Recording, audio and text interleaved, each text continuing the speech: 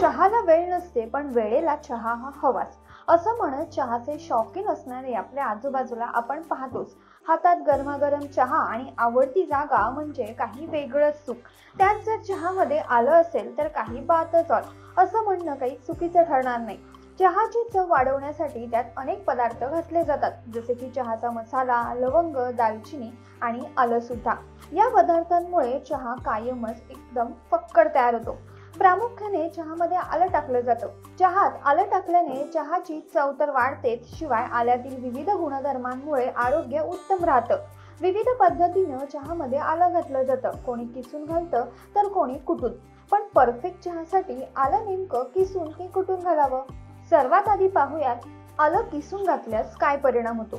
चहात आलं किसून घातल्याने त्याचा सुगंध चहा बनवताना अधिक दरवळतो. कारण जेव्हा तुम्ही आलं किसणीवर किसता तेव्हा त्याच्या लांब काड्या निघतात. यात भरपूर प्रमाणात रस असतो. त्यामुळे तुम्ही जर आलं किसून थेट चहात घातल्यास त्याचा स्वाद अधिक येतो. आता पाहूयात की आलं जर कुटून घातलं तर नेमका काय परिणाम मिळतो. तुम्ही सुकलेलं आलं चहात कुटून टाकू शकता, कारण अशा आल्यातून जास्त प्रमाणात रस निघत नाही. त्यामुळे आलं जर कुटून चहामध्ये घालायचं असेल तर आलं सुकं असल्याची खात्री करा. फ्रेश आलं चहात सुकूनही कुटून घालू नका. आता या दोन्ही पद्धती नेमका फरक काय? किसलेलं आलं आणि कुटलेलं आलं या दोन्ही आलं वापरण्याच्या पद्धतीत भरपूर फरक आहे, कारण दोन्हींचे पोत हे वेगवेगळे आहेत. किसणीवर किसलेलं आलं हे लगद्यासारखं असतं, ज्यामुळे त्याचा अधिक सुवास येतो.